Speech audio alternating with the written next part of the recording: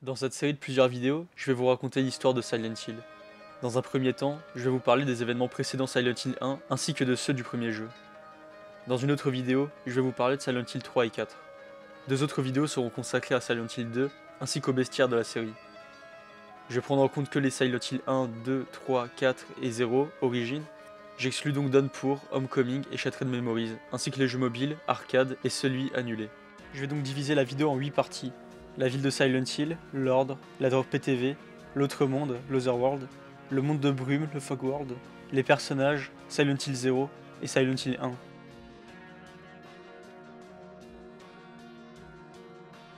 Silent Hill est une ville touristique américaine située en Maine, dans la Nouvelle-Angleterre. Réputée pour son grand lac, le lac Toluca, et ses magnifiques paysages brumeux. Mais derrière cette apparence, elle cache aussi une région mystérieuse, où pratique une secte, l'Ordre, qui semble avoir des relations importantes avec les dirigeants de la ville. Depuis les années 60, de nombreuses personnes ayant participé au développement de la cité se sont faites assassiner dans des conditions mystérieuses. Les habitants de la région pensent que la secte en est responsable, mais personne n'ose le prouver. Depuis les années 80, la ville semble abandonnée. Le sort de ses habitants est alors inconnu.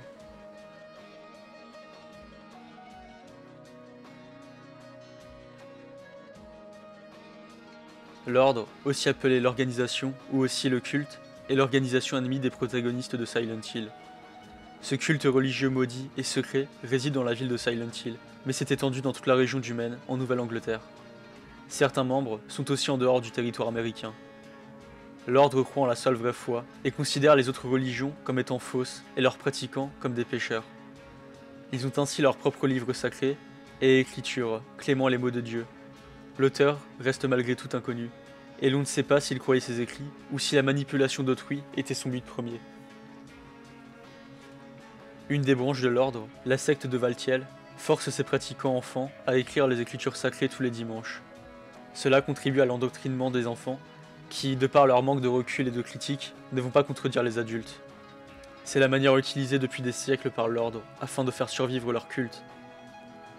Le sceau du culte est appelé Halo du Soleil. Il est souvent présent dans les différents mondes. L'ordre pratique l'ésotérisme, l'occultisme, la magie noire, les arts sombres, les rituels d'arcane et les sacrifices de sang, de pureté, d'animaux et d'humains. Ils n'hésitent pas à commettre des crimes pour atteindre leur but. Ils sont responsables de la mort et de la torture de plusieurs individus les opposants, mais aussi de trafic de drogue, la PTV, de kidnapping de plusieurs jeunes filles utilisées lors de rituels et souvent abusées sexuellement afin d'être des mères de substituts, de l'immolation d'Alessa Gillespie et la damnation d'une ville voisine, Shepherd's Glen. Quand certaines personnes refusent de se convertir à l'ordre, ils usent de chantage, de menaces, abusent de leurs enfants, les battent ou utilisent la drogue PTV afin de les rendre accros. Malgré tout, certains membres de l'ordre coopèrent avec les protagonistes et condamnent les actes des pratiquants. En vérité, de par ces actes, ils pensent pouvoir créer le paradis en détruisant ce qui pervertit l'humanité. Certains membres possèdent aussi des pouvoirs psychiques, possiblement acquis grâce à leur foi. Il est important de savoir que la religion vénérée par le culte n'est pas la même pratiquée par les tribus natives du Nouveau Monde. Quand cette religion tomba dans les mains des immigrants, elle fut profondément influencée par leur propre foi chrétienne, suggérant une fusion entre la religion des natifs et celle des immigrants chrétiens. Il est dit que le dieu de l'ordre est le même que Raven, une déité des natifs. Les origines du culte semblent remonter aussi loin que le procès des sorcières de Salem, au XVIIe siècle, avec l'immolation d'une de leurs fondatrices, Jennifer Carroll, en 1692. Elle fut plus tard déclarée comme une sainte par l'ordre. Quand Silent Hill devint une ville touristique au début des années 90, l'ordre se forma, mais fut méprisé par la majorité de la population. Malgré tout, ils arrivèrent à infiltrer les pouvoirs publics de la ville, gagnant ainsi en influence.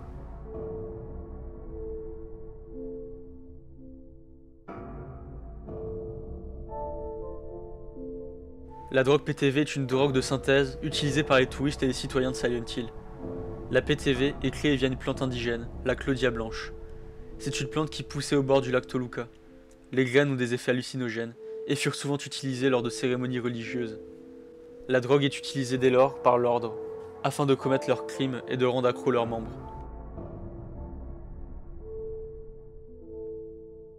L'autre monde, aussi appelé le monde parallèle, monde altéré, monde sombre, monde du cauchemar, monde inversé ou encore Otherworld, est le lieu où la matière est affectée par le pouvoir mystérieux de la ville de Silent Hill.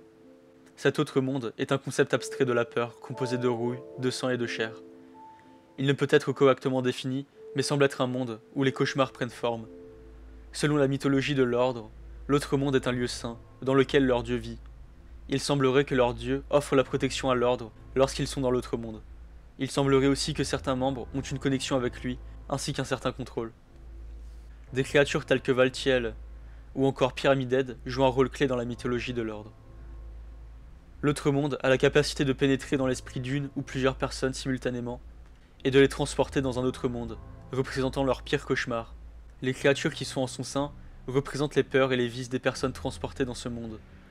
L'environnement est aussi altéré selon les craintes de ses victimes. Il peut se manifester n'importe quand et change d'un individu à un autre, selon son subconscient. L'autre monde est généralement plus sombre et distordu que la réalité, et change la matière en chair et en rouille. L'environnement est aussi souvent composé de fils barbelés, de sang, d'organes et de pourriture. Le lieu où la personne se situe au moment de la possession est donc altéré. De ce fait, certaines portes seront fermées alors qu'elles étaient ouvertes avant, et inversement. Aussi, des énigmes et autres puzzles et objets peuvent faire leur apparition. Quand le monde de brume laisse place à l'autre monde, une sirène retentit.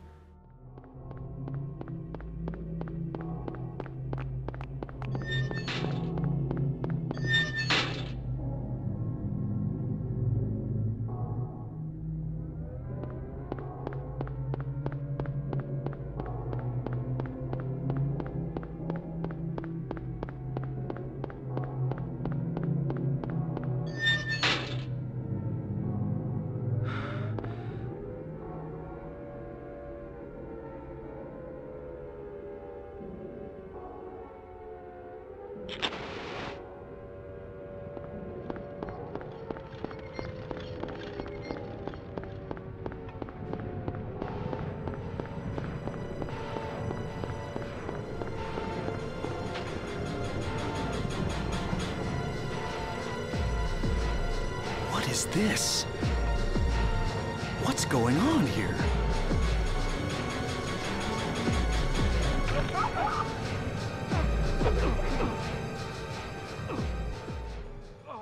Cette sirène est selon certains les alarmes des véhicules que l'on pouvait entendre lors de l'incendie de la maison des Gillespie, ce qui expliquerait aussi les cendres tombant du ciel.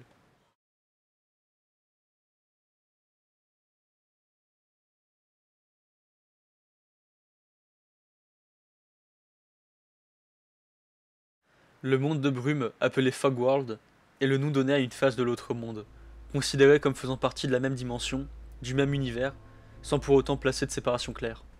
Le monde de brume est comparé à la phase de sommeil lent léger, juste avant le sommeil lent profond. En d'autres termes, le monde de brume est l'inconscient, alors que l'autre monde est le subconscient. La façon dont quelqu'un passe du monde réel au monde de brume n'est pas claire, du fait qu'ils ne se rendent compte qu'ils ont changé de monde que lorsqu'ils passent dans l'autre monde. Visuellement, il semble identique au monde réel. Malgré qu'il semble se dégrader constamment, il est constitué d'une brume épaisse, de neige ou de cendres. Il est désert, composé uniquement des autres personnes transportées en son sein, ainsi que des créatures. La majorité des routes mènent souvent dans des précipices sans fond, ne laissant aucune échappatoire pour ses non-habitants. Il est généralement construit de façon labyrinthique, avec des portes barricadées ou fermées. Ces dernières ont leurs clés cachées dans des lieux étranges.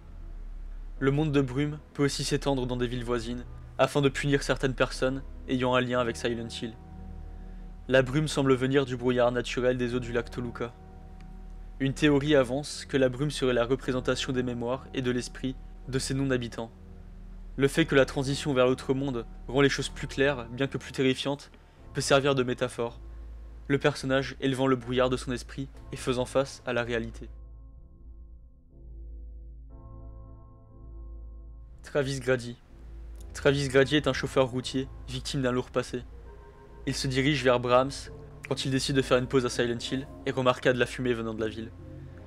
Il y découvrit alors une maison en feu et ira secourir une jeune fille dedans.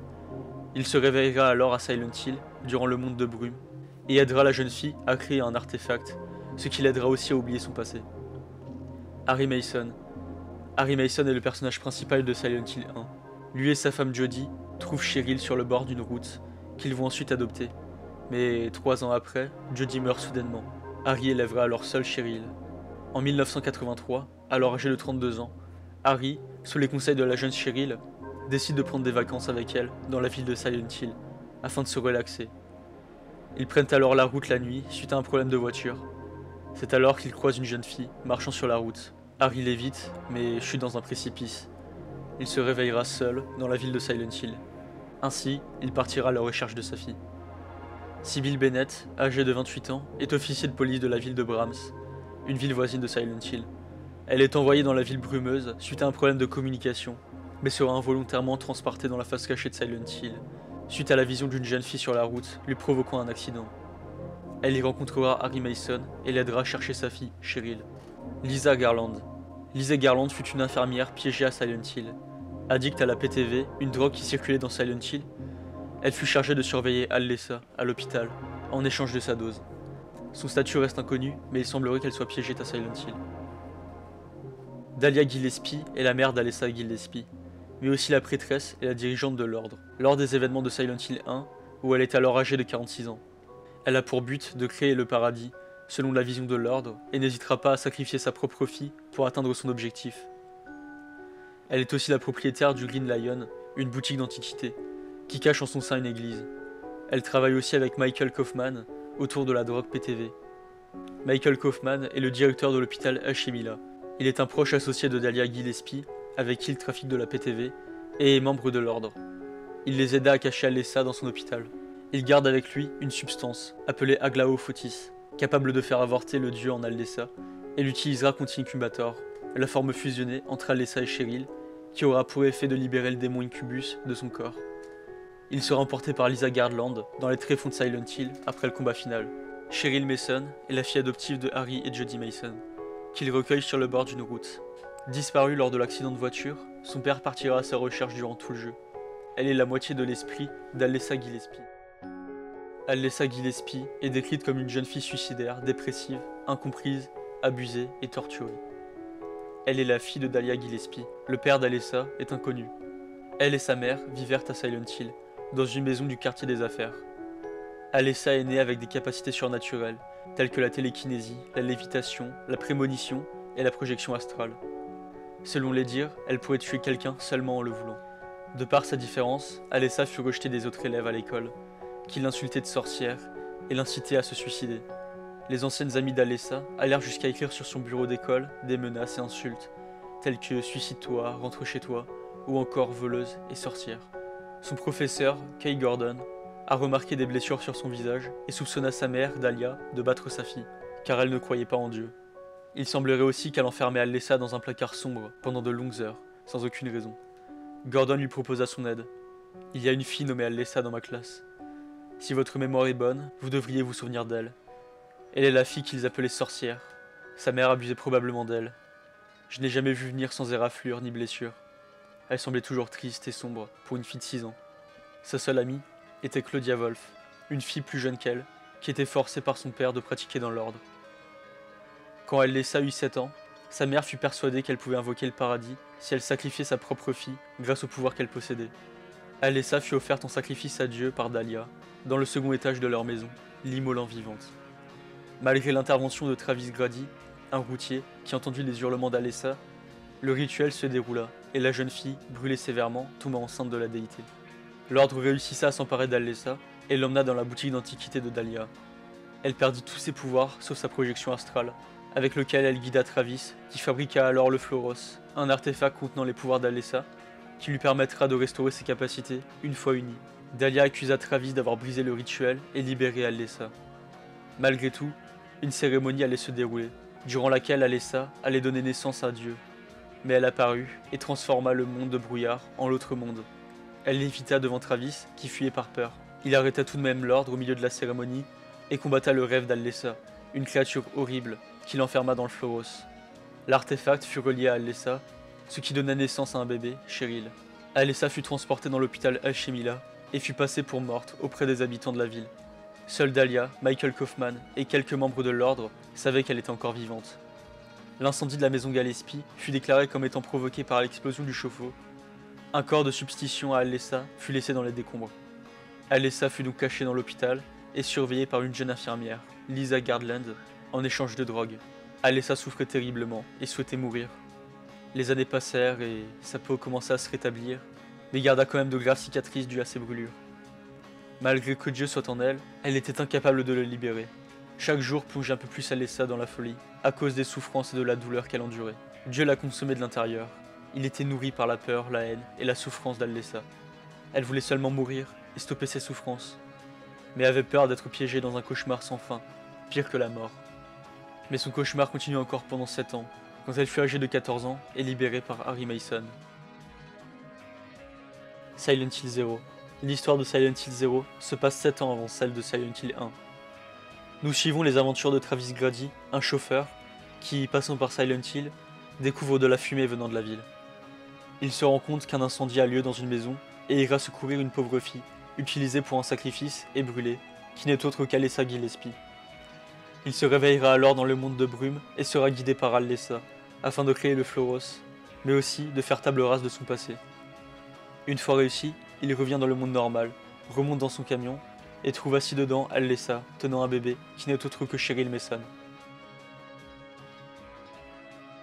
L'histoire de Silent Hill 1 débute avec Harry Mason et sa fille, Cheryl, âgée de 7 ans, sur la route en direction de la ville de Silent Hill, afin de prendre des vacances. C'est alors que Harry voit Alessa passer sur la route, et dans une tentative d'esquive, tombe dans un précipice. Il se réveille seul, dans sa voiture, sans sa fille. Il part alors à sa recherche, et alors qu'il suit sa trace dans une ruelle, tombe dans l'autre monde. Il se fait alors attaquer par des Greychild, des démons, qui essayent de le tuer. Il se réveille alors au café 5TO2, secouru par Sybil Bennett, un officier de police, qui lui laisse son arme. En retournant dans la ruelle, il trouve un indice laissé par sa fille, 10 ans, à l'école. Il se dirige donc vers l'école élémentaire de Midwich. L'école semble déserte, et au lieu des élèves et professeurs, il tombera sur des Greychild et des Mumblers.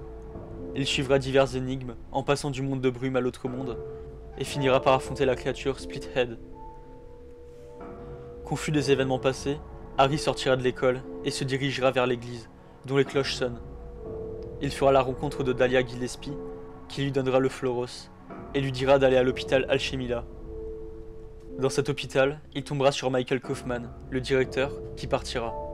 Dans son bureau, il récoltera de l'aglaophotis. Après avoir rétabli le courant, Harry empruntera l'ascenseur.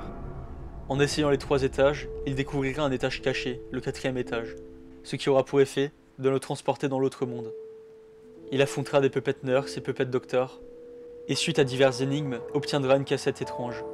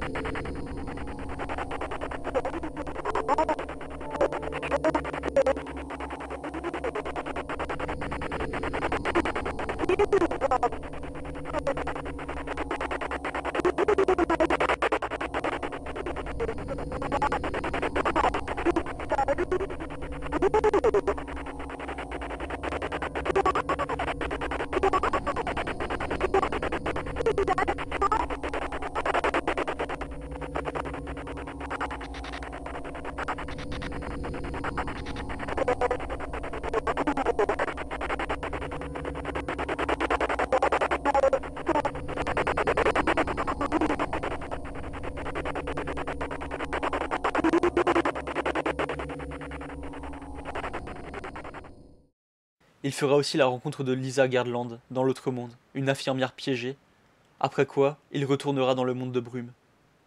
Dahlia Gillespie se montrera et parlera de la marque de Samael, et lui laissera la clé du Green Lions antique. Là-bas, il retrouvera Sybil, qui lui indique avoir vu sa fille se diriger vers le lac Toluca. Il découvrira aussi une église cachée derrière un meuble, mais cette découverte aura pour effet de transporter Harry dans l'autre monde. Il s'aventurera dans Silent Hill et entrera dans le centre commercial. Dedans, il verra sur des télés sa fille Cheryl le suppliant de l'aider. Il tombera ensuite dans une zone où il devra affronter Twin Filler. Harry retournera à l'hôpital Alchemilla afin de demander à Lisa comment accéder au lac, les zones d'accès étant en partie bloquées. Elle lui dira comment y accéder par les égouts. Il atterrira alors à Resort Area. Harry sauvera la vie de Kaufman au Anis Bar. L'autre monde réapparaîtra alors, et Harry et Sybil se rejoignent et vont tenter de stopper la marque de Samael, qui est l'ultime requête désespérée de Dahlia. Ils vont donc se séparer, Harry ira au phare et Sybil au parc d'attractions de Lakeside. Pendant qu'elle se fait attaquer par un assaillant inconnu, Harry rencontrera Alessa ainsi que la marque de Samael. Sybil apparaît possédée par un parasite sur le carrousel. Harry utilisera alors l'Aglaophotis sur elle afin de la sauver. Alessa réapparaîtra alors et Harry utilisera involontairement le Floros, ce qui aura pour effet de la piéger.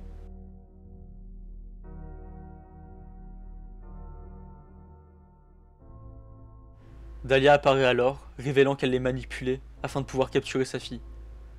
Les pouvoirs d'Alessa sont hors de contrôle, et Harry se réveillera dans l'autre monde, mais dans un lieu qui reste inconnu, appelé nulle part.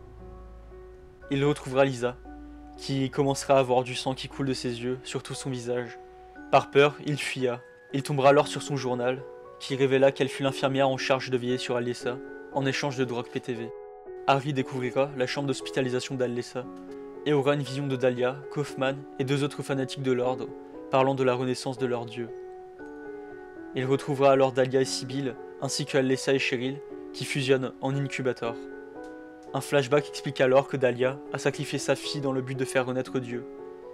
Il est révélé que Alessa sépara son amant d'eux, entre elle et Cheryl.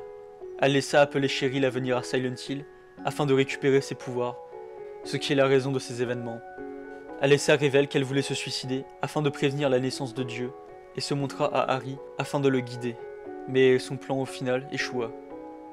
C'est alors que Kaufman intervient et lance l'Aglaophotis sur Incubator, ce qui a pour effet de séparer le mal et faire apparaître Incubus. La créature tue alors Dahlia et affronte Harry. Il arrive à vaincre la déité. L'incubateur donne alors un bébé à Harry, qui n'est autre que Heiser, la réincarnation d'Alessa. La déité indique le chemin pour fuir Silent Hill à Harry et Sybil, qui sont alors sains et saufs, tandis que Kaufman se fait prendre par Lisa, qui l'emmène dans les abysses de Silent Hill.